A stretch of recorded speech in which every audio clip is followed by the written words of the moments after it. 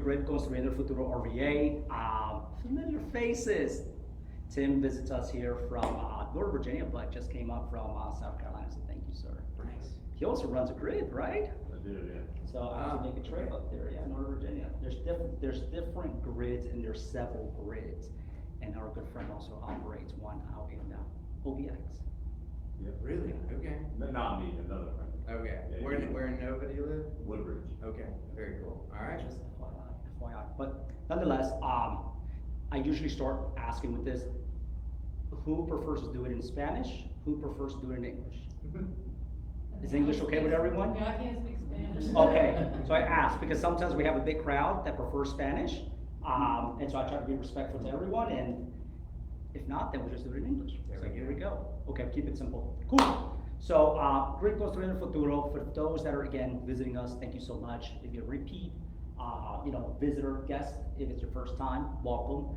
The idea of Grid is to educate, empower, help, and then also network. For those that are, again, first time, thank you so much. Our goal is to come in, usually, so itinerary, how it works is we come in, we'll all introduce ourselves, right? Kind of give a little bit of a 10-second, 15-second skinny of who we are, so that way at the end of it, we can all talk, network, and you have a little bit of that sense of who is who. And in the midst of it, it's gonna be meat and potatoes here, Mr. Davis, and then after that, we'll network for a little bit. So, let's start. Again, my name is Rivera. I operate a small team, the Rivera Group here at eXp Realty. We do a whole lot with investors and investments, fix and flips, burrs, et cetera, et cetera. And thank you for coming. My next. Yeah, let's do it. All right. I am Jared Davis. I'm the Davis Group at eXp Realty. We are one of two mega icon teams in Richmond. We've done 135 deals this year so far, I think closed and pended. I also own a mortgage company, American Financial Network, one of the branches here in town. And then I'm an investor. I do flips and I do buy and holds. We have 143 doors right this second, I believe, as of today, or 142. I just closed on one like an hour ago. 143, 144, something in there. And then I bought, I think, a little over 200 over the last probably 40 to 42 months. But again, some have been sold off, some have been held. Yeah, that's about the gist. Sweet. Go around this way. Hi everyone, my name is Gabby. I'm a college student. I'm trying to become a real estate agent. So I just took a class and hopefully I'm taking tests next week. So hopefully I'll pass. Nice. Welcome. Hey, I'm Jennifer Halleck. I'm a realtor since 2010, and I'm interested in investing, obviously, and I'm interested in either fix and flips or whatever, but I want to hold on. Perfect. Nice. I'm Caleb Kersey. I went to Rivera Group. I also work construction and just trying to learn some more about investing. He's also getting into wholesaling. That's why. Alright, my name's Jake. It's my first time here. I'm currently in college right now, and I'm just interested in real estate and getting into the investment side, and just want to learn some more. Absolutely. Welcome. Javier Petris, I'm with Ronald Foster, I'm a realtor, and I have done some investment myself in my life, but want to learn how to scale up and everything. Tim Deneen, I'm a mortgage lender as my day job, and then like Ray said, I help other investors, learn about real estate investing through Grid, and I also do some private lending, helping communities. That's awesome. So, thanks again. Tony Taylor, eXp Realty at the Rivera Group. I'm trying to learn, because I'm trying to get my family into flipping. So I think I'll be a catalyst. So I just have to learn so I can bring them on board. Yeah, absolutely. Absolutely. Hey Sean, I'm currently a personal trainer. I'm preparing to sit and take my real estate test. Like, majority of trying to do, I think I can about real estate. You couldn't tell he's a personal trainer, could you? Just saying. My first time over here, my name is Phil with this. I work in construction. I'm a new investor, and I'm just looking forward to understand more about this side of the business. Well, you came to the right place, I feel like. Hey guys, my name is Jackson Brower. I'm with First Heritage Mortgage. We do have DSCR and bank statement loans, but I'm really more here to learn about investing. Nice. Yes. Steve Norris, worked with GSP. Like to learn a little bit more about the investment side. I think someone will Might as well give a bigger piece of the pie. Not kidding. Eric Walker, run a small team here at EXP Realty as well. Looking to get in contact with some hard money for new construction. Other than that. I think I recognize that person. I think I recognize her. You made it, you missed margaritas, Leah. Wow. You came too late. In my career. So we go around, we share what. Trash talk, it's all good, it's all in love. Well, I'm a realtor and I started an investment company 5 years ago, it's my 5th year in August. So, That's awesome. It's growing. I'm not at Jared Davis's role. He fished me out of the gym last night, was like, I'm doing it.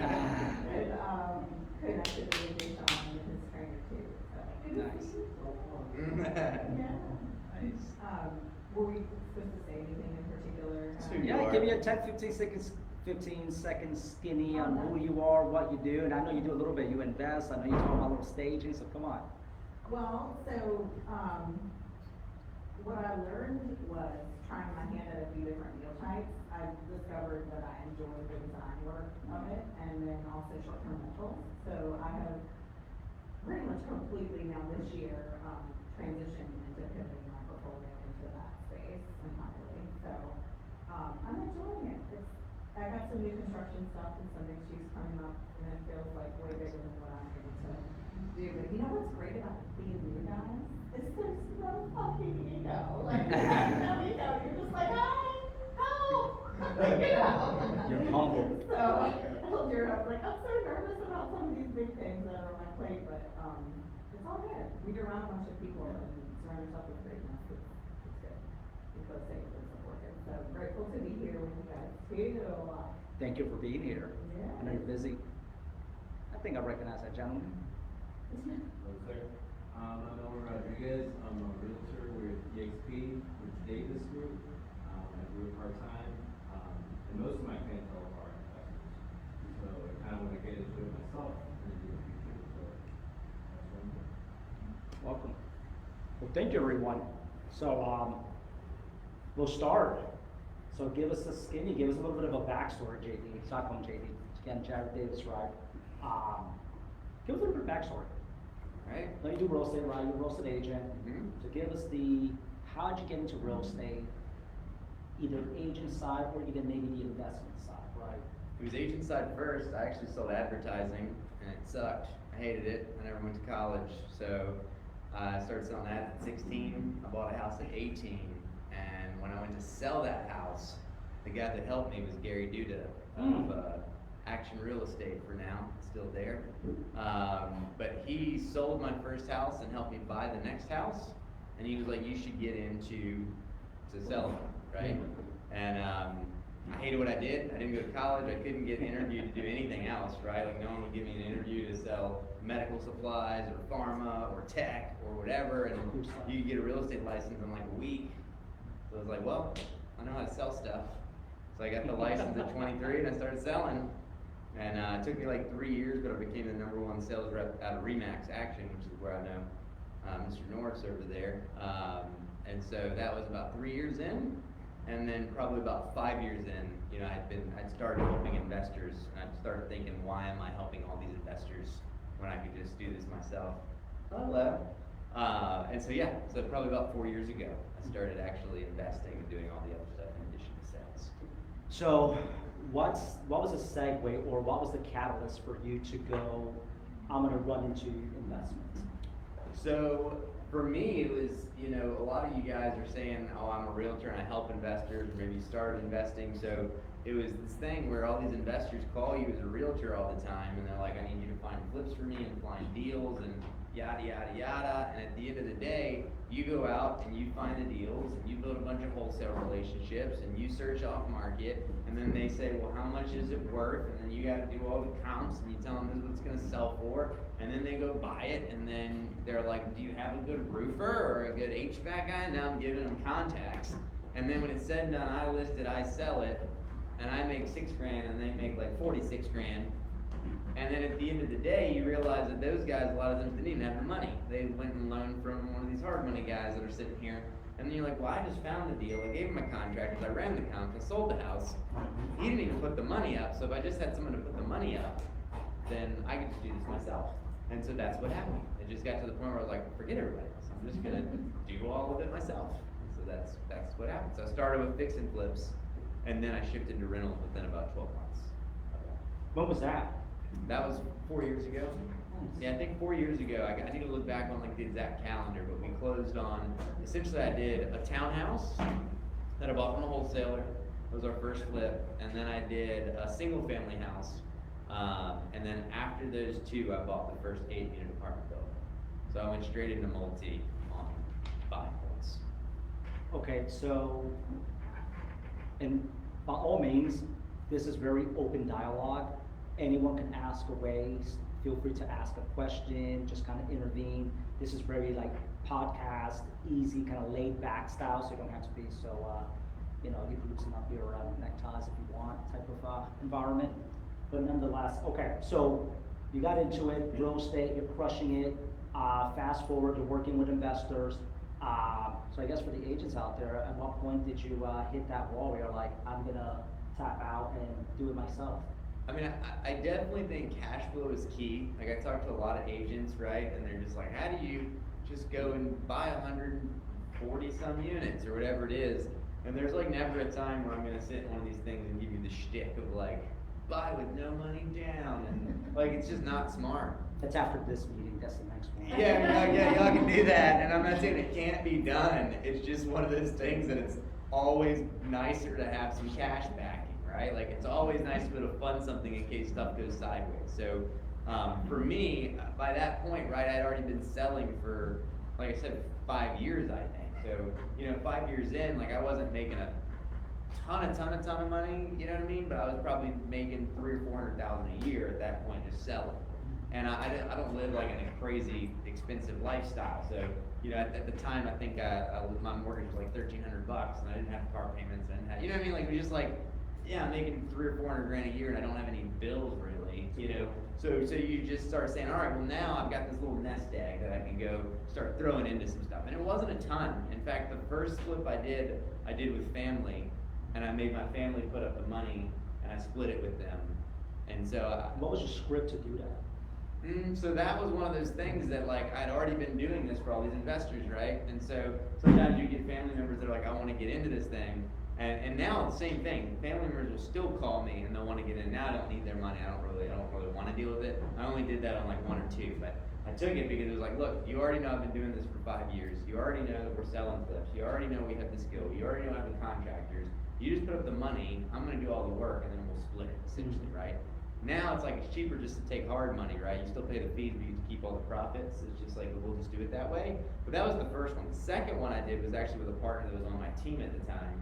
And that was one of those things, I think I found it, and I think we were in it for maybe $80,000 each, and I had that much money, but then he put up the other half. But what happened is, in the midst of all that, going into the third flip, I had no money, because I all had it in one flip, and I didn't have the hard money relationship yet. So that's what made me start reaching out to guys that I knew, hey, you're already doing this, you already have the hard money relationship. If I give you, now I'm the guy, it's like, if I give you the flip, if I do all the work, then you just pull your hard money guy in, right? And so that was flip 3, we made $53,000 on it, we get $0 in it. Did you do that as a partnership? I did that as a partnership.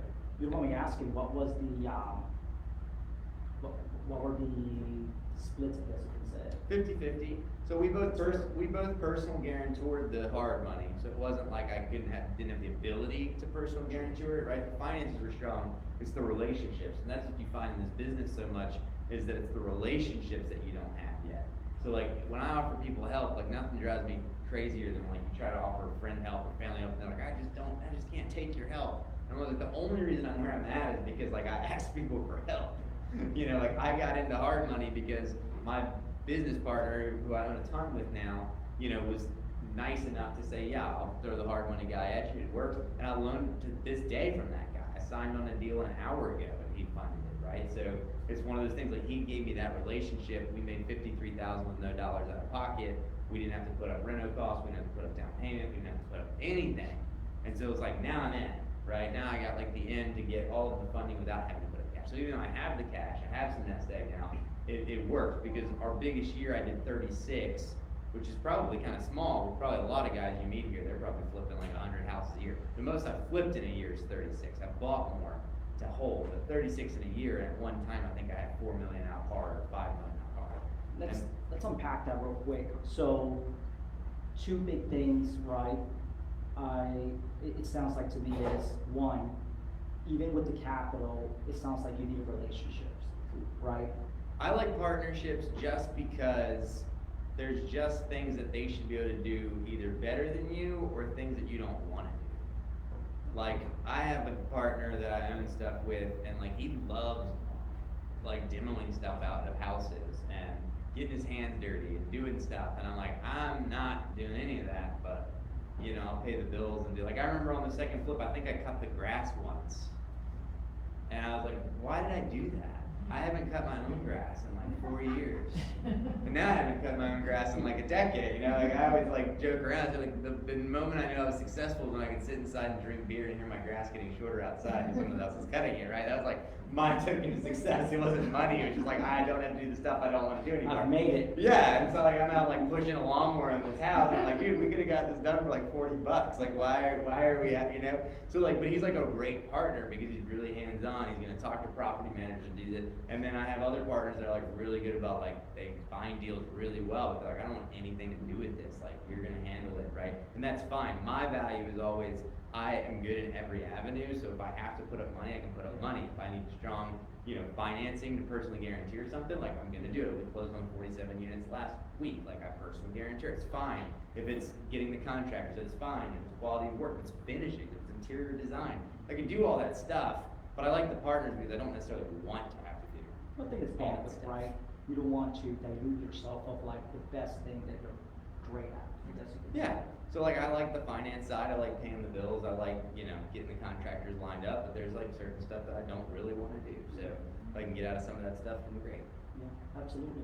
Okay. And it magnifies deals. That's the other big thing. Okay. If I have 3 partners that I'm flipping with, and now I'm gonna get to flip 20 houses this year instead of the 3 or 4 that I find in the market by myself busily, then I'd rather do that 20 deals with help and make more money overall with partners than just try to be greedy and keep everything like that. That's how I got the deal. Because I gave a partner a deal, and then ultimately he turned around and gave me 3. And so it was like, well, here, I gave him 1, I got 3, and now it's just steamrolled into everything that we have. 84 in Cincinnati, 47 in Dayton, Ohio, 28 we just sold in Henrico. Like, all of the flips, all, you know what I mean? It just steamrolls. Okay, so let's start with the people in the room who are new. You got the first property, right? Mm-hmm. You flipped for how long? Before Year the rent. one. Year one. Year 1, I did the townhouse, and then 3 months later, I did the house. Okay. And then in the midst of that next like 6-month period, I think I got like 3 or 4 more, and I bought that 8-unit apartment. Okay, so you flipped a few. At what number did you say, I'm done flipping? And what was the reason you decided to stop flipping? I'm still flipping. Okay. The one I closed on the days of flip. So why do you flip? I don't know. It's dumb to me. I mean, it's not. It's actually not. I just Do you 1031 them? nope. So you just pay the capital gains? Just, you know, buys me Porsches and stuff. I don't know. Like, I don't know. There's not actually a good reason, right? So, like in all honesty, like I tell people that all the time. I don't know who did I tell this. Did I tell you this earlier, Eric? Because we were at lunch, and I was like, it's like the first thing I'll stop at some point. Like, Yeah. you know what I mean? Like, we have a mortgage company, we have the team, we have the EXP, that's revenue share, we have, you know, flips, we have rentals, we have, you know, the nationwide coaching company. I'm But if you building. can, why not? It's like all of these cash flow streams are coming in, and so like, yeah, I throw the flips in because like we can do them, but it is 100% outside of getting out of day-to-day sales. It's the first thing I cut off at some point. I just haven't hit that point yet where I wake up and think like, I can do this stuff. You're probably never going to. And shut up. That's just the reality of it. If you haven't, you're probably not going to. I have to. You know, but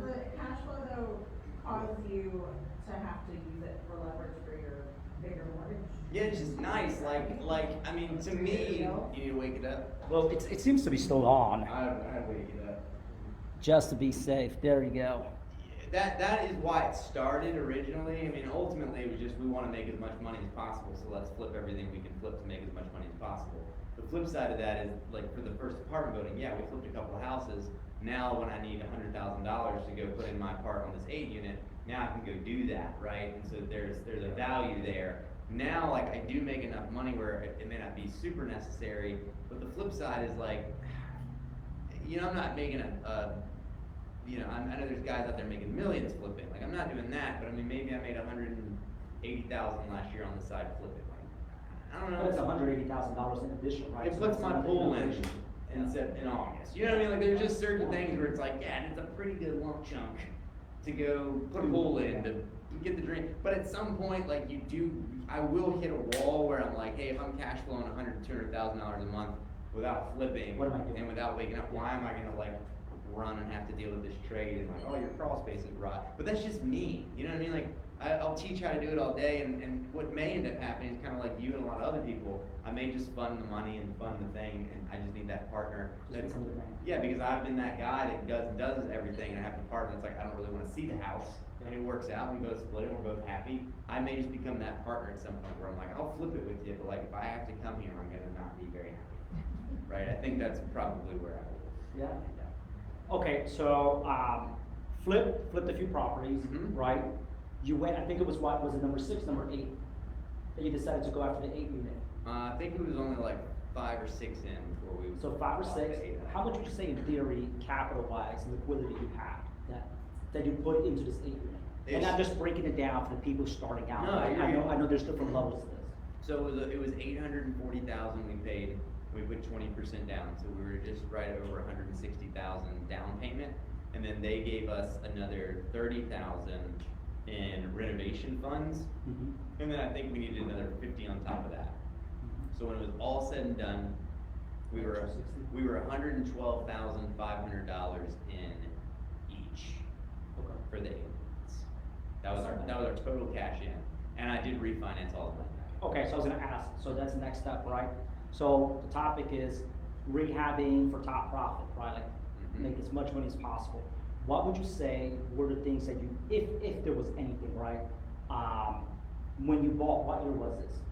This was, I mean, like 4 years ago was the first one. So 4.5. 2018, 19? Yeah. Okay, so 2018, 2019, I think it was a horrible market if I'm correct. Ha ha. It's a great market.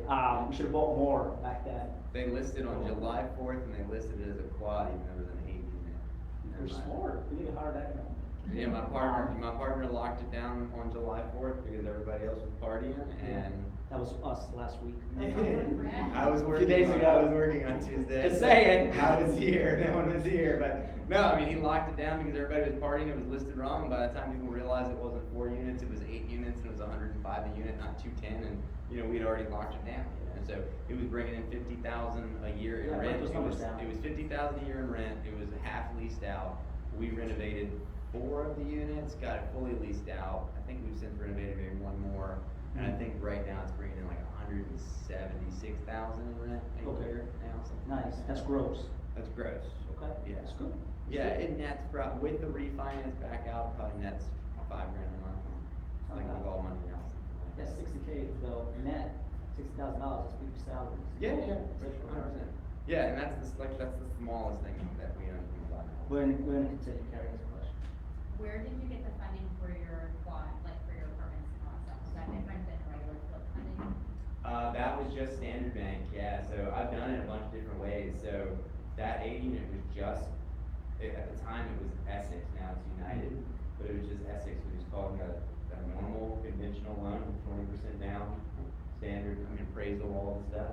Then let me ask you, did you already have a relationship with Essex at that time, or were you brand new, they just approached you?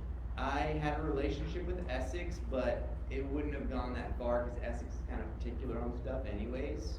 They're United now, but they're still kind of particular. But I did. Duncan Cook actually got me my first credit card when I was 17. He wrote a note to the credit bureau and was like, dude, give this kid a credit card, he deserves it. And they gave me a $500 limit, and I bought a house when I was 18.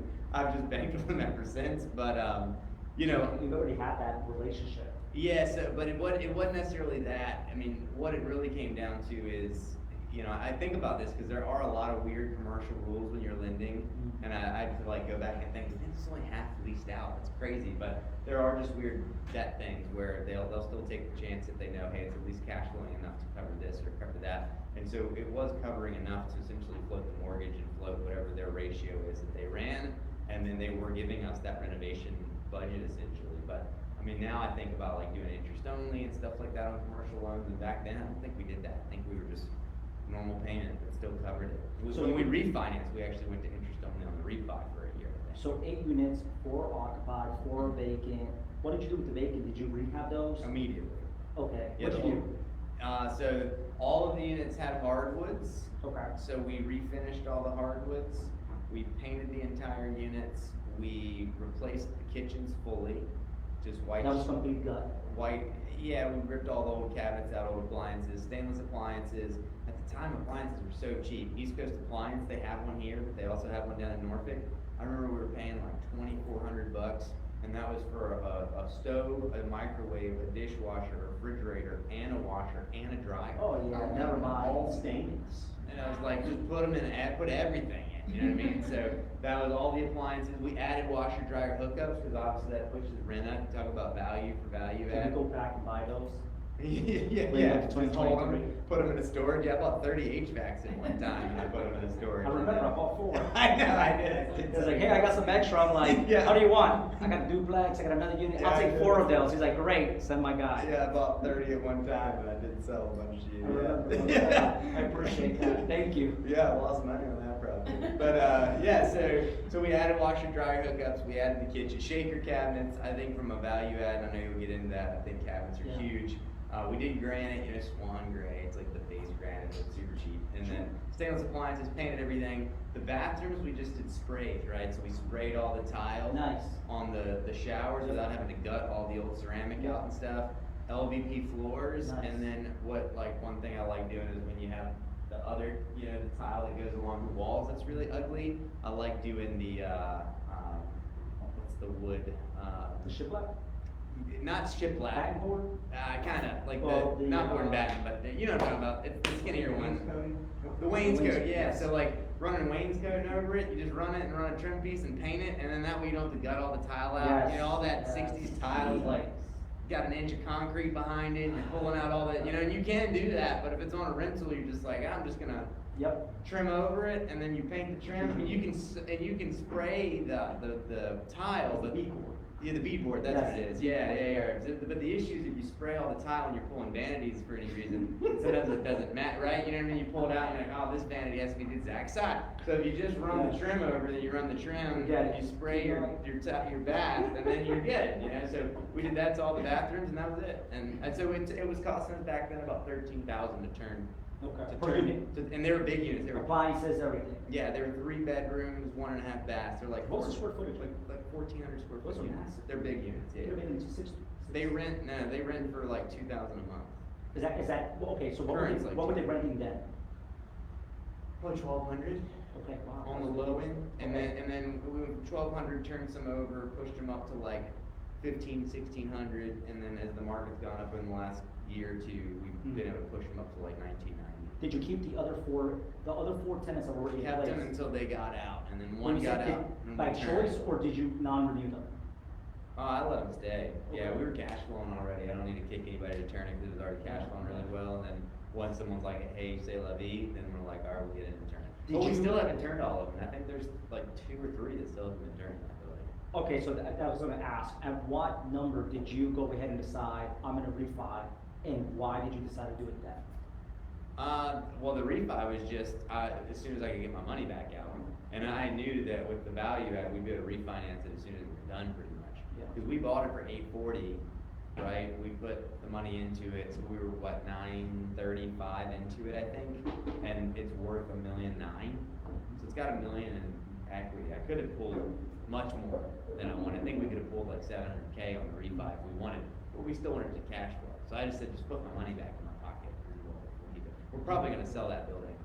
So if anyone is buying, how much units. equity are you gonna give? Okay, how much equity am I gonna give? Oh, or no, get? I'm Yes, not yes. Am I giving any equity? I will hopefully get $1 million. You wanna pay it forward? Yeah, no, not really. Okay, so you go ahead, you refi, cash out refinance, right? Mhm. Get your cash back out, what do? Do you go ahead and just cash out refinance immediately? And if so, what do you start looking for, where and what? Porsches.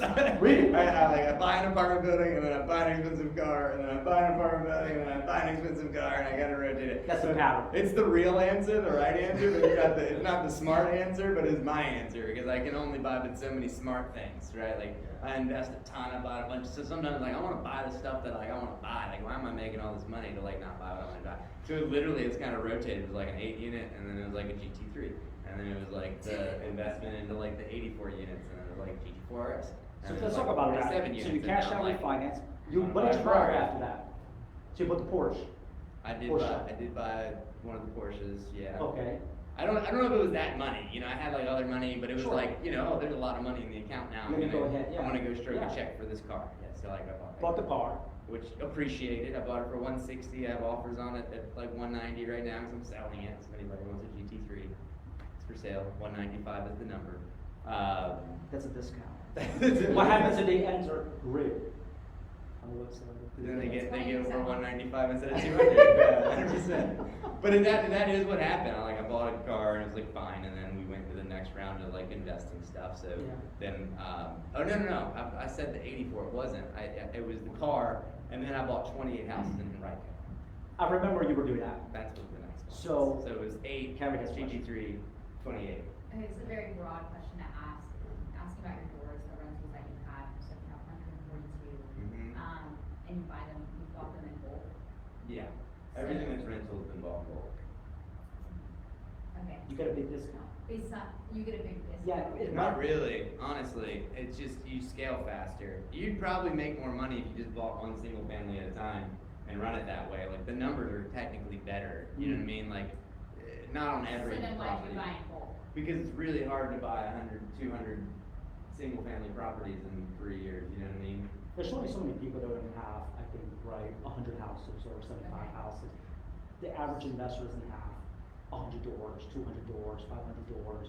One scatter site is tough, right? So like as a lot of these guys that start building portfolios, they end up selling them at some point so that they can go get one like conglomerate building too. Yeah. Because then your management's kind of spread out Yeah. and you're managing all these different neighborhoods, and then if it's a single family or they taking care of the yard, then you got exteriors on 100 some So- doors versus one building. When you're buying in bulk, how are you buying them in bulk? Like, I guess all The this. 28 was an investor that was selling 28.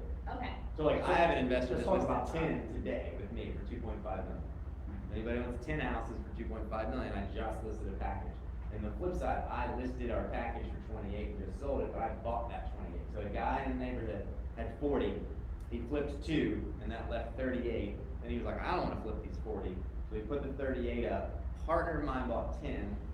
That knocked it down to, oh no, it was 50. That knocked it down to 38. 48, that knocked it down to 38. Yeah, remember. Then we tried to buy the 38, we put in an offer for all 38, and somebody else came in and outbid us on a per house basis on 10. So he said, we're gonna sell these 10 to this guy, and then we took the last 28 down. So it was really 38 in total in that neighborhood, but I only had ownership of 20. Now, let me ask you, Judy, why did you, differences between an 8-unit, single building, one roof, Mhm. one a whole lot, right? 28 houses. Much harder to get to cash flow and get consistent for sure. The 28 houses, the single family? Yeah, we sold them. I just sold them like 3 months ago, but Correct, I remember we were buying those.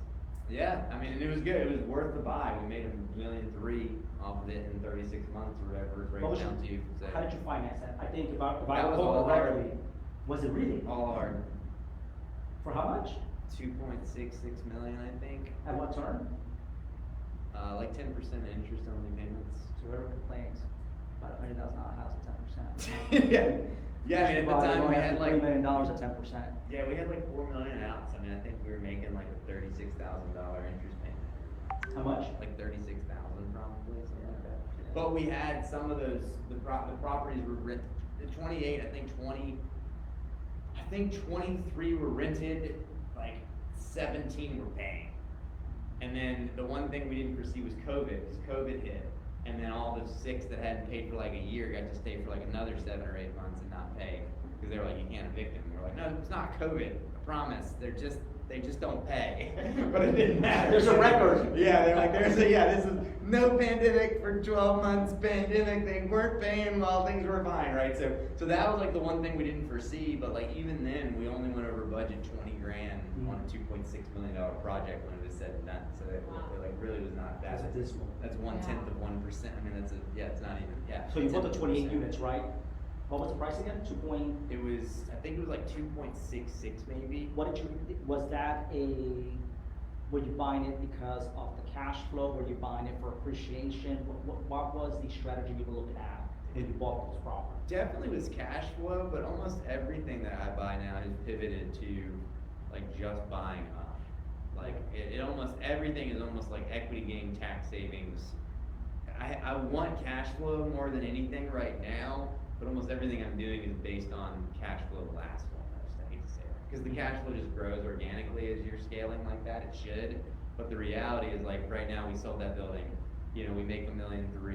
We buy a $4.7 million building. I can force depreciate $1 million plus of that this year, and it's like if I get to take my portion of that, it saves me $200,000 in taxes. How much cash flow would I need per month to make that $200,000 back, right? So if I can make just tax savings in one tax return on what it would take me in 8 years of cash flow, then I'm like, well, hey, if I just trade up every 3 or 4 years just for the tax savings, it's worth it. And then if I can add the cash flow on top of it, then it's good. Yeah, so ultimately when I bought the 28, it was we wanted cash flow with it, but it just got to the point where with 28 scatter sites, you got this one gets trashed, and this one's government owned, and this one's not getting taken care of, right? And I think it would have been fine, like we really were stabilizing it. I think it would have been totally okay if we just kept it. But when we got the offer for it, we were like, hey, this will let us buy up right this second. I mean, even right now, that 8 unit is great. It makes $5 grand a month. It's the best building. It's phenomenal for 8 units. It's the best building ever, but we're still gonna sell it. You know, people are like, why are you selling it? Just to buy up, because let's say I leave $1 grand in, I split 2, and then I give 2 to my partner, you know, 24 grand a year that we make, that's great. But if I can take that $1 million and go buy a $5 million building, and then write off $1.2 million, that's $600,000 for me, $600,000 for my partner, I just saved $300 grand in just taxes for the year. And again, at 24 grand a year, right, I'd have to hold that building for, was that 12 years to make that back, right? So I'll take it and I'll just roll it, you know what I mean? Because I should still keep the cash flow. If anything, I should buy up, take that $1 million, put it in, and then hopefully it's gonna make me more than $2 grand a month. Hopefully when my cash flow will increase, but that tax savings is what's really It's a huge part. for me. Johnny, I know you had a question. Yeah, so when you're looking at like flips and stuff like that, I'm guessing you're looking at like the ARV. And so what percentage are you buying from the ARV? Like what are you looking at? Are you looking at, or like how do you decide that this is gonna be like an investment that? Is worth flipping? Yeah. I don't really run those ARV calculators. I know everybody does that 70% rule a lot of times. And I know they say that a lot of times they'll say, what is it, they take the ARV, they subtract the rehab, then they do 70%? The 70 then minus the rehab. Or 70 minus the rehab, that's how they do it. But anytime I ever plug that in, it's so low. I'm just like, how's anybody buying? And they're not buying like that. If you do it the other way, which nobody actually talks about, but if you actually take your rehab out and then do the 70%, it comes out a little higher, but it actually works out a little bit closer to what is like a realistic number. So you can do that, but in reality, I mean, I just hardline everything. I don't need to like write it out. I do it enough, like I can just walk through the house and I'm like, roof, kitchen, floors, bank, and I'm just plugging into the calculator as I go. And then when I'm done, I have my number that's a total rehab, and then I just back it out, you know what I mean? I say, I don't have to pay commission since I'm a realtor, so it's 3%. I do my hard money, 2% up front, 10% interest only payments. I'm gonna hold it for 4 to 5 months probably, hopefully less, but I'm gonna go at worst case. And then once I back that out, I come down and then I subtract my profit out and it gives me my price, you know what I mean?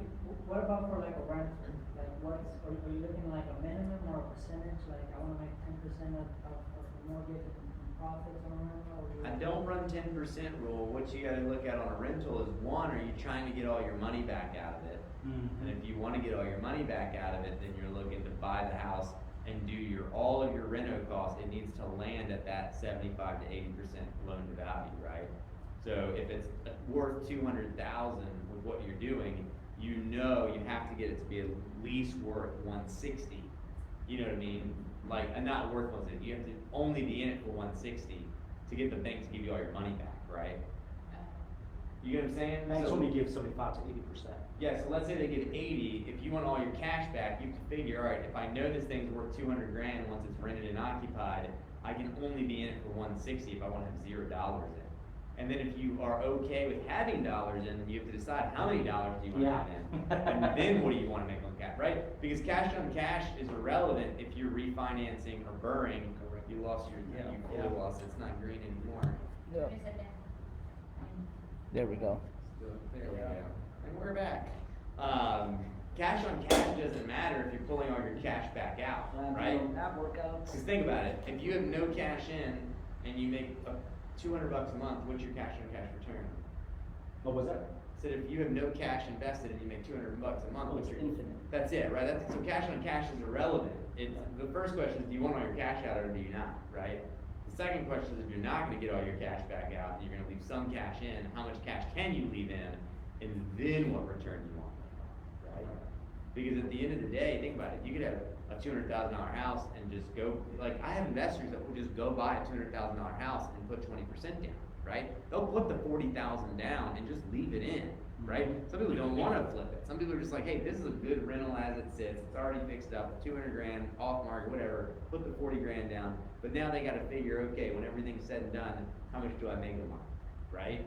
And if they're gonna make $400 a month, right? There's no value add. That's $5,000 a year, you're gonna do $5,000 a year on your 40 grand down. Really, it's about 50 by the time you do closing costs and all the stuff, so then you figure you're doing 10% on your cash. And if an investor says, hey, 10% is fine, they It may beats do the that. market. Yeah, but the issue with It's that is how safer. many times you have to save 40 grand to keep doing that. Correct. You know what I mean? And if you want to do that, great. I have investors that do that. They're like, hey, I make 300 grand a year, 400 grand a year. I buy 2 or 3 a year. I just do that, and in 10 years, it's gonna be fine. Yes. So what do you recommend people do to not do the 40 grand? Like what would you say you make to if you're not buying it whole? So for me, some of the stuff that we're doing, since I know I'm turning it back over, I'm not necessarily pulling all my money back out. So like the 47 units that we just bought last week, we're in it for $1.3 million. And I have a $260,000 reno budget from the bank. So the bank's gonna give us $260,000 in addition to the loan that we got. That's just how we structured the deal, right? So they're gonna give us renovation with it. That will renovate the last 17 units of the 47 that aren't renovated. By the projections, I'll be able to take the rents from about $480,000 a year to hopefully $700,000 a year over the next 2 years, right? I probably won't refinance at that point. I will leave that $1.3 million in, but in 3 years or 4 years, if I can turn around and sell that building for $7 or $8 million, right? And now we pocket $5 million, I will just do a sale, I'll pocket the 5, and I'll 1031 that into 100 units. So you will start 1031. I 1031 the 28 into the 47. Okay, yeah, because then you start getting crushed. Exactly. Yeah, yeah. Questions so far? It's a lot. So, go ahead. How did you find a deal so quick with the 1031? It didn't feel quick. You only had 45 days, and it felt like it was coming up really fast. I mean, the short answer is you're looking way before you close out, right? I mean, you put up whatever you're gonna sell. I mean, Deshaun knows, he trains me. We talked about it at the gym almost every week we were working out. And he's just like, how's it going? You're closing. I'm like, I don't know, we're running out of time, you know what I mean? But ultimately, for 3 months before we closed out the deal that I sold, I'm looking for 3 months, right? I got 3 months before the time clock starts. You know what I mean? Because they're running through study periods, they're running through financing, they're running through all That's this 45 stuff. days to identify. It's 45 days to identify once you close. So as long as I'm not closed yet, I'm using as much time as I can before that to look and find and try to get stuff under contract. And we wrote a couple contracts on stuff to like try to lock some stuff down. We lost a couple, and then we always had a backup. Like we even used, who's the big capital company in Richmond? They're like a big REIT. What is it? No. Like a REIT, like a REIT. Yeah. Yeah, so. They fund or they buy? They buy, but you can actually 1031 into that fund. It's really low return, but it's like, it gave us a thing. So we like put that as a backup too. So like if something was to fall through, we could at least 1031 and get that money in without getting taxed. It saves you. Oh, It's a backup. It's a Yeah, huge backup. yeah, so it's good to have the backups identified as well, but.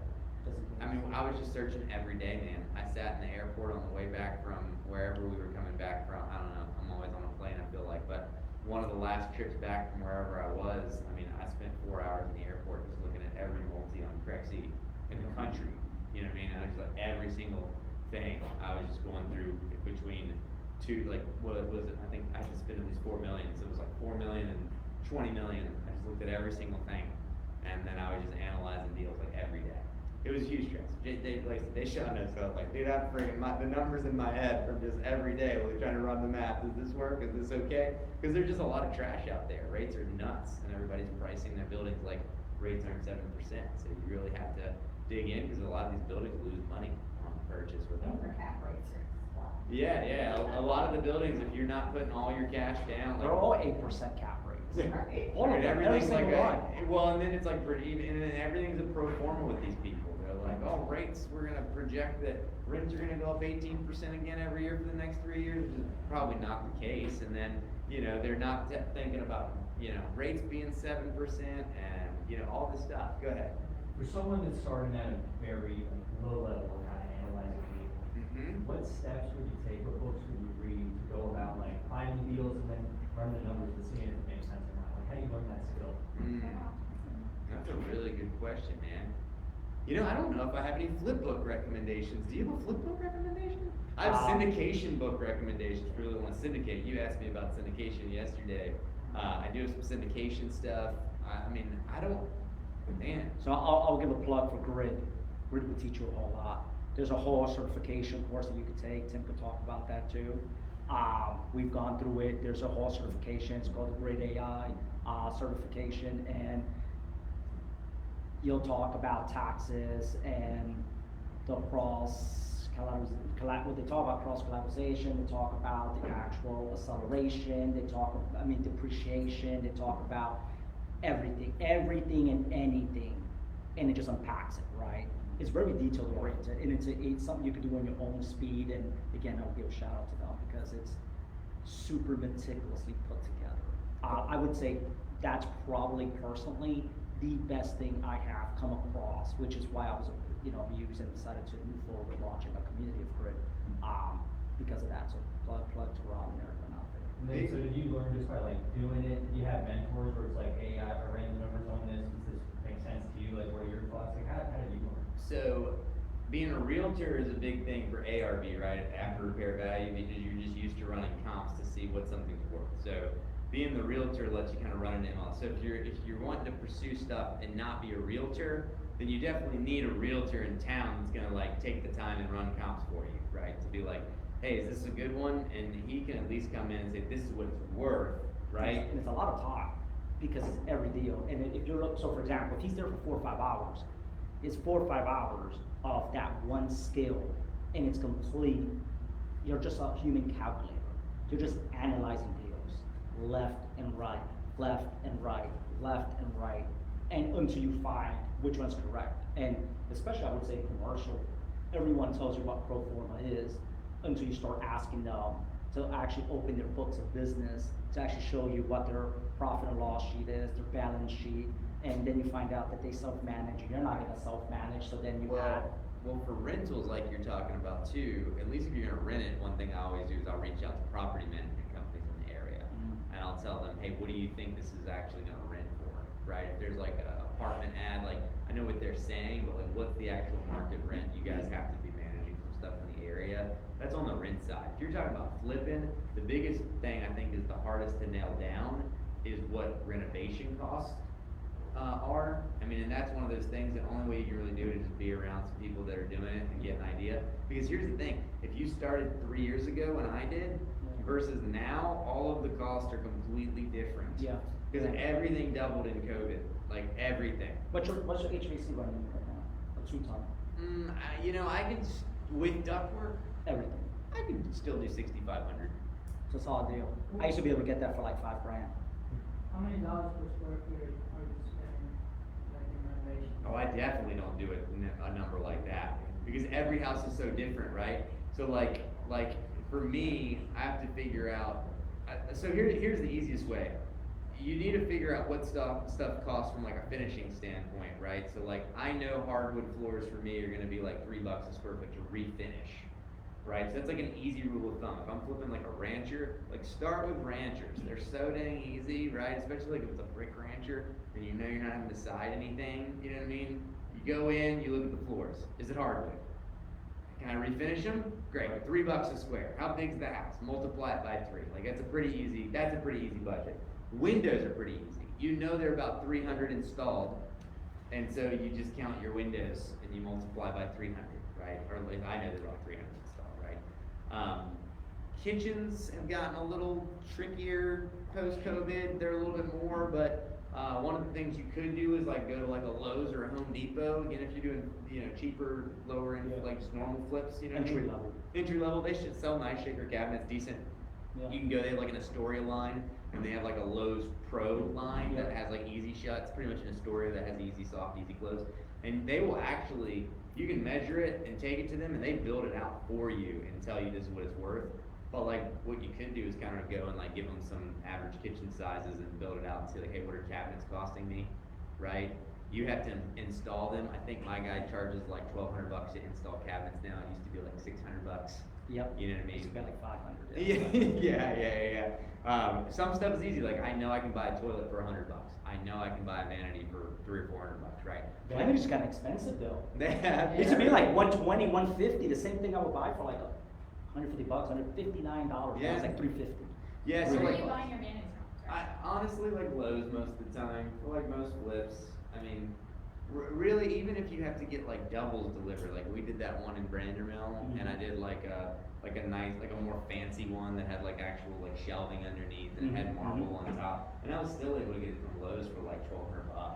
Yeah. You know what I mean? And it was like, you're still gonna deliver it, you'll get it in, we'll get it installed. And then I always like, there's certain things that as you do it a couple times, like if you ask me right now, I could run down a list and give you like a pretty good thing. Like you're gonna probably give your plumber $1,500 if he's just doing normal stuff, not replumbing a house.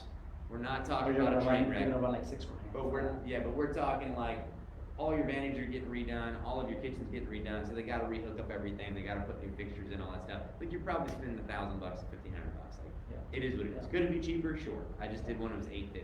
But depending on how many bathrooms it is, all that stuff, right? Electrician, I'm probably spending $1,000 with an electrician now, right? It just is what it is. If I wanted to go in and replace all the switches and put in the lights and all that stuff, it is. That is what it is. Vanities, $400. Toilet, $90. Hardwoods, $3 a square foot. This is like something I just ran into. I bought the house today. It's got carpet in it. I hadn't seen the house. I forgot I was supposed to buy the house. They called me like Monday, and they were like, "Dude, are you buying this house?" And I was like, "What house are we talking about?" And they're like, "You contracted this house like 2 months ago." And I was like, "Yeah, you gotta go see it." So like, I went and I like walked it yesterday for the first time, and it had carpet in it, and so I just ripped the carpet up because they were gone. And it's got hardwoods underneath, right? But that's something where I know I can refinish for $3 a square, right?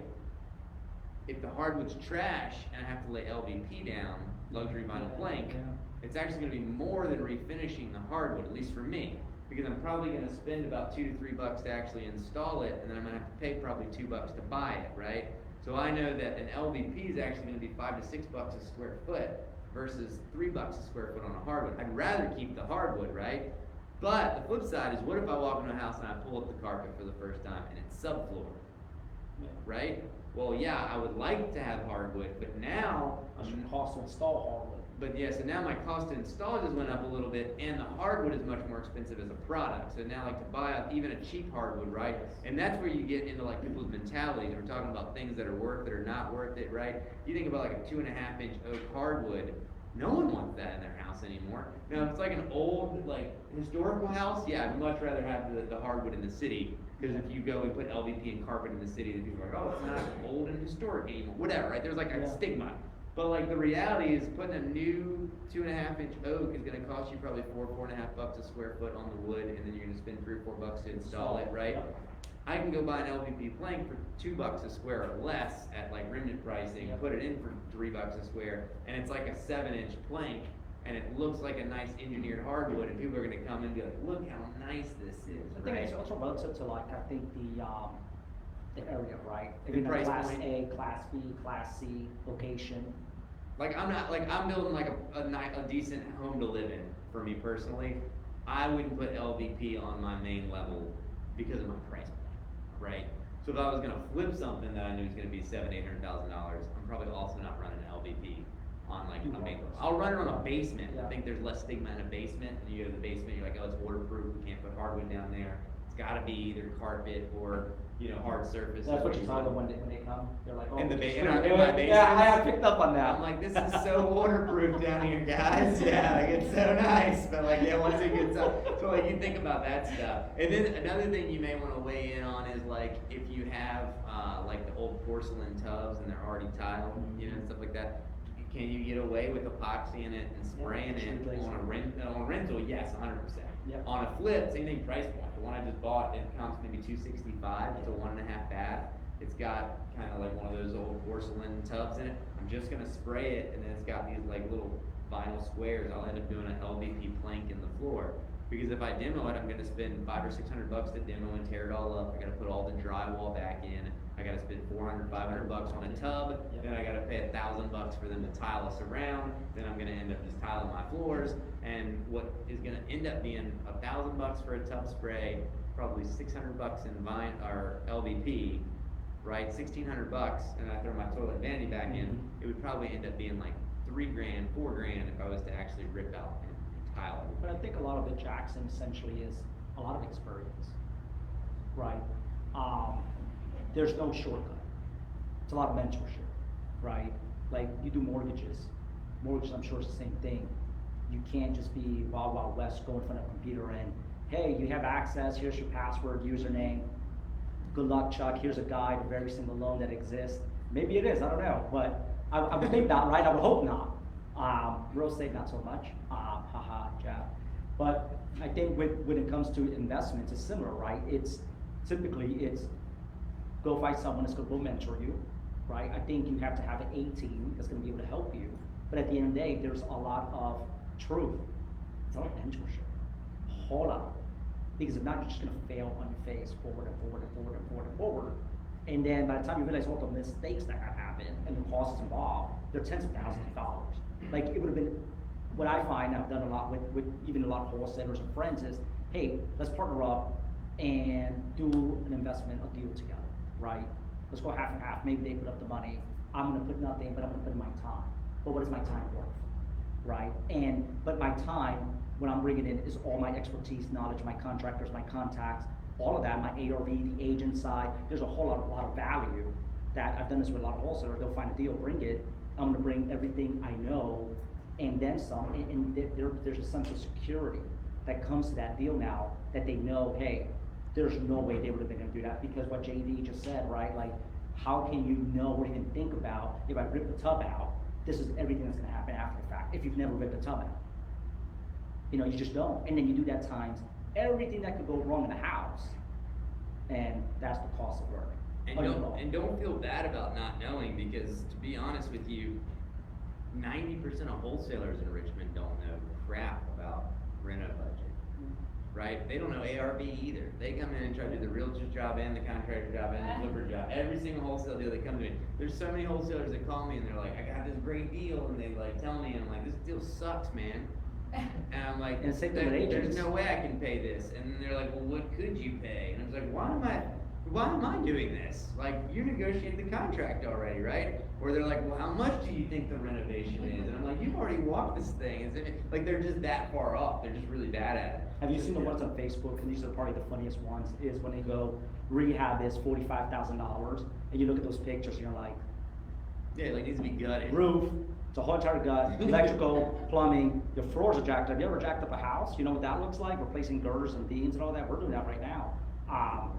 Yeah, your 45 is a little optimistic, especially even in 2018 prices. But you wouldn't know that. Yeah. And so just, And one thing I always tell people is the big four: siding, roofing, HVAC, and windows, right? Like it's like one of those things that your cost pretty much doubles on a rehab if you needed all 4 of those things, you know what I mean? And again, everything's more. I used to build a side window and roof a house for like 15 or 16 grand for all of it. Yeah, good luck, Chuck. All of it. I just did one in Brennerman that was like 32 grand for all. It was double. It was literally double when it was said and done. And it's just, I mean, everything. The war in Ukraine, right? Everything petroleum based with Russia, so roofing, vinyl, all that stuff. It's just gone way up. I asked somebody about hardy plank in a new construction house the other day, and they were like 50,000 to put hardy plank on like a $3,000 house. I don't know what mine cost. I just was like, don't tell me. It's like, let's just do it. Just do Do it. it. Yeah, like just do I'll it. flip another house. Yeah, don't want to know. Just give it to me, you know. So I mean, that you should just get with some flippers and start looking at the projects and say like, hey, what did this cost you? You know what I mean? I have like a floor guy, like Robert Fletcher, Futuro RVA. He's awesome, and he does like all the hardwood refinishings. He can do LVP. He can do tile. He can do like showers. He can do all the stuff. And you know, most of his stuff is just pretty consistent. When we get pricing on things, like I just kind of know, like, hey, if it's a decent house, 1,200 to 1,400 square feet, and it's 1 bath or 2 baths, I'm probably spending anywhere from 9 to 13, 12,000, depending on what it is. You know what I mean? As you stagger baths, and that's gonna get me like all my floors and all of my bathrooms in. And if I know that, then I'm like, all right, I'm whatever, 12 grand in here. And then I know I gotta get my vanities and toilets back, so how many baths? All right, 2 vanities, 2 toilets, my $1,000 to my electrician, my $1,500 to my plumber, and then paint. I can't paint a house for less than like 7 grand now, I feel like. It's always 6 to 7. I'm like 6 to 7 on almost every house, you know what I mean? And again, most of your flips, you're probably gonna be in that same price range, or size range. You know what I mean? I doubt you're gonna be like, well, I'm gonna start with a 4,000 square foot house, you know what I mean? You're probably gonna be in this normal 1,000 to 1,400 square foot house, right? So you figure, all right, we're 7 grand in paint. You gotta figure out your kitchen costs. Right now, I figure it's about 8 grand to throw an adequate kitchen in with stuff, you know what I mean? And then if I know my floor guy just nailed my floors and all my tile, my paint's done, my electrician and plumbing's done, my kitchen's done, that's really everything I needed inside that I just gave you. And if that's like rule of thumb, you can walk through in about 5 minutes if you have those numbers, it'd be pretty close. And then you gotta figure out the big 4. Big thing is siding, knowing your windows. numbers. I would agree, because like JD's telling you his numbers, that's based on number 1, experience, number 2, people that he consistently does business with, right? And I think as you scale and you have volume, you get better pricing. If it's the first time you're doing it, you're respectfully probably not gonna be someone's priority. And so you're not gonna get priority pricing, and as you scale, they'll be able to say, look, we'll give you a bulk discount. I'm sure when you bought 30 AC units, you got a better price. Yeah. Than when you buy 1 AC unit. It's just volume. But I mean, there's not but so many moving parts though. So if you can nail down a broad price on stuff, like I just gave you everything on the inside, and then if you're looking at the outside, you know, do I need siding, roofing, windows, HVAC, you know, 6 grand, 5 grand if you don't need duct work, 65, 7,000 if you do need duct work, 300 a window, count your windows. Probably Windows five, are expensive. probably 5 or 6 grand for a roof, and then just hope you don't have to side something. And then make sure you also get a window and they also wrap it. That's the other part. Sometimes you get your window and then they're like, oh, that's gonna be another 1 to 150 to wrap it. And then, you know. Yeah, the 300, there's a guy who's Ronnie Jenkins who I use, and they always just, it's pretty much 300, 320 window for everything. And then I always tell people, check your crawl spaces before you close on something. If you're siding the scene, it's really easy to get in. I had one a while back that I bought, and all of the joists were rotten, and I had hardwood in the house. Remember we talked about, oh, if I can refinish, it's a little cheaper. Over the hardwood subfloor, the actual subfloor is Under the hardwood, you mean? It didn't matter because I had to fix the beams from the top.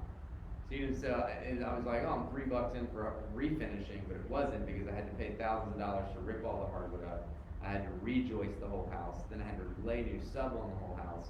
And then now what do? I'm not gonna put new hardwood back because now I just again doubled my price. So now I'm gonna go back to LVP. So now I'm LVP and subbing, joisting. I'm like, well, there goes like 10 grand that I didn't expect. Gary? Okay, so I'm gonna ask a question that I'm sure people who haven't done before get are probably asking, where are you getting your contracts? Where are you getting your contractors? You're saying that running the numbers is the hardest thing. Mhm. And then how much money are you needing if you're on your first flip? Knowing what you know now, if you're doing your first flip, how much money would you have built into that deal? As a buffer? as a buffer for Are you pulling hard? figuring out Are you- that the old, you didn't look at the crawl space and all the versus. Are you pulling hard? Well, so the simple answer on the budget is I always add 10%. Okay. So whatever I budget, I'm gonna add 10% to, and assuming I'm going over, I always add something, I miss something.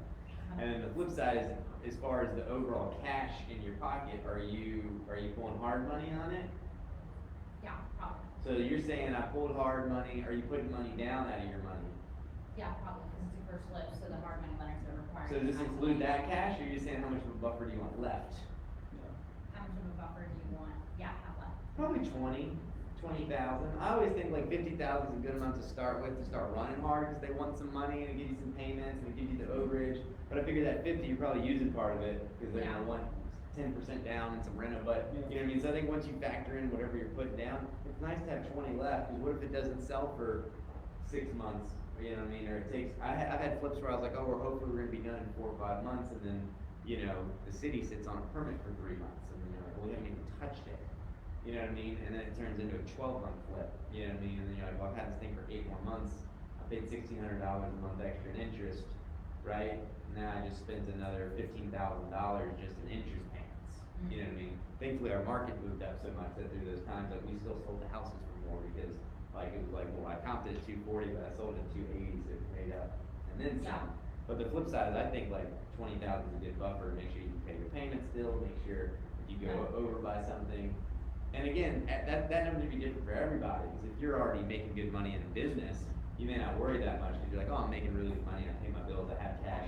But there's a lot of people that wanna flip that are like working their job and they're scrounging by, right? And it's like, if you're scrounging by, you really wanna have that reserve there, because if you hit hard times, then it's like, what, you still gotta pay your bills, you don't wanna get this house taken from you, you don't want the lender to come back after You you. lose your equity, you lose the house, you lose all your time. And that's where partners can be good, man. I'm telling you, if you can have another partner to help fund stuff so that you know, hey, they got the cash, we can go in this together, if we can split payments. I've had flips where I've got budgets and we have like 3 or 4 going on, and then you just run out of funds, you know what I mean? And then you see all these guys in the news, there's plenty of guys that are gone to jail, got charged in the last year for like cross-mingling funds from other deals and doing a bunch of shady stuff that got them landed in jail for years. Yeah.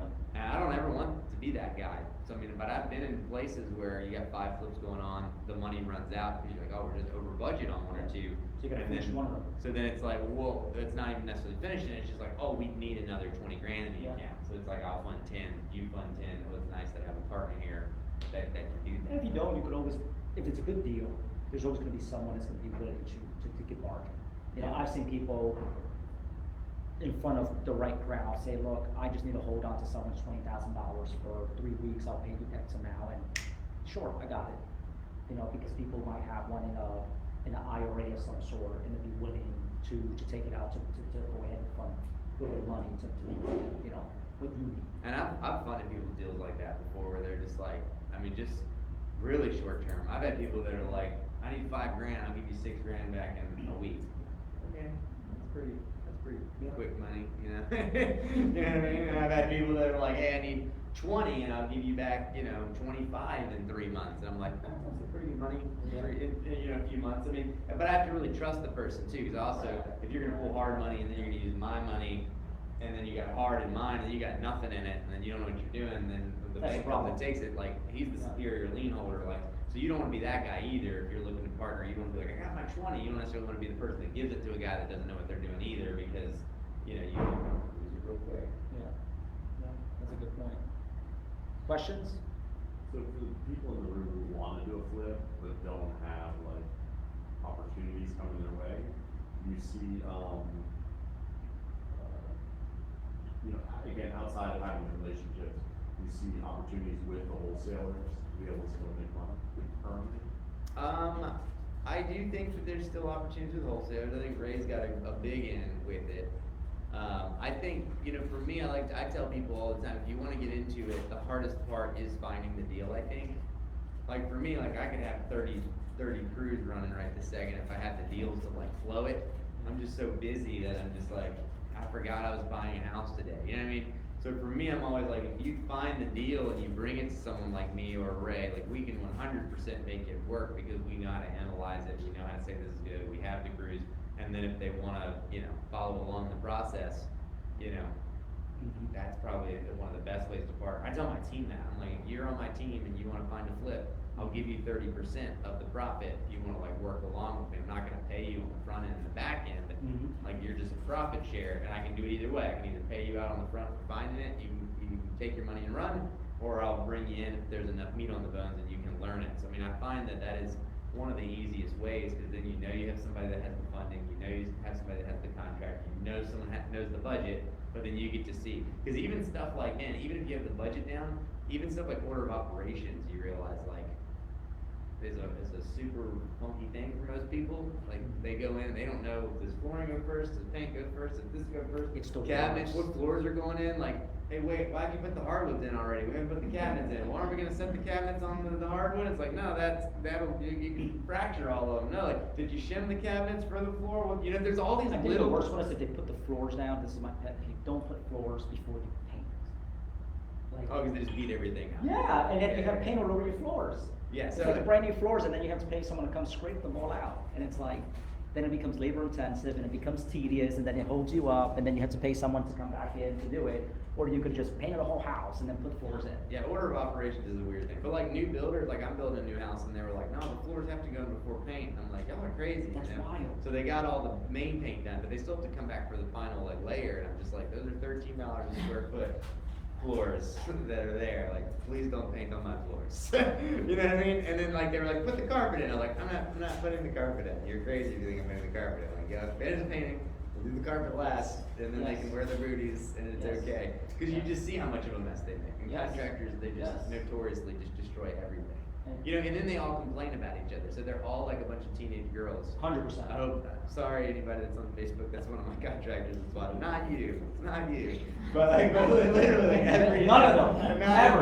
None of them. Anybody that's watching. But it's literally just like, oh my God, the painter left his junk over here, and oh my God, they left my boxes out, man. You're just like, bro, like, grow up, like, just fix it. Like, it's not a big deal, you know? The HVAC guy says this gotta be done, I gotta be here when the framer does it, because I gotta tell him how the framing needs to be done, because I want my condensation line, and it's like, Yeah, I don't wanna run the electrical line, yeah, I can't test it until he runs the electrical out there, and then he doesn't wanna come out until everything else is done, so even that's like a really good thing to have a partner for, is just like, hey, Just managing that. this is really how you want to run this stuff, without them getting super frustrated with you. and if you don't know that, they'll run you ratchet, is the other part. Go for it, Eric. Would you guys ever consider opening up a fund, like a syndication fund, to get, raise money for people who, would rather not do it? To get raise money or to raise money? Raise money. I'll do whatever I can to get raise money. I'll stand by for him to get raise money tonight if he wants to give it to me. Raise. To raise money. Raise. So like so everybody puts in, and then that gets used to like to flip. That's syndication. I mean, I guess you could. I guess you have to figure out what's the return rate on it. It'd obviously probably be lower than if you did it for yourself, but. Like it'd be lower. It'd be lower to the. Well, I mean, you figure you can pull hard money for 10 a month, or 10 a year annually. So, what's the benefit unless you're paying less than that, really? Bigger project. Yeah.